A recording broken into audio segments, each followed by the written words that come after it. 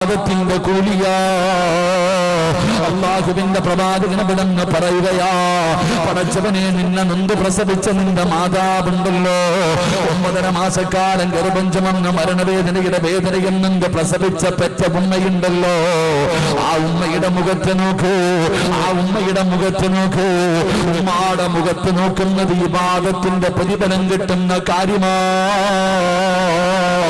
മൂന്നാമതായിട്ട് മുത്തുനബി പറയുകയാ, അല്ലാഹുവിന്റെ പരിശുദ്ധമായ കലാമുണ്ടല്ലോ, വിശുദ്ധമായ ഖുർആനുണ്ടല്ലോ, ആ വിശുദ്ധമായ ഖുർആൻ നിനക്ക് ഓതാനറിയില്ലെങ്കിലും നോക്കാൻ അല്ലാഹു കാഴ്ച തന്നിട്ടുണ്ടല്ലോ. നോക്കൂ വാപ്പാ, നോക്കിക്കൊണ്ടിരിക്കു പെങ്ങളെ, നിനക്ക് അല്ലാഹു ഇബാദത്തിന്റെ കൂലി തരുമെന്ന് നബി മുഹമ്മദ് മുസ്തഫ സല്ലല്ലാഹു അലൈഹി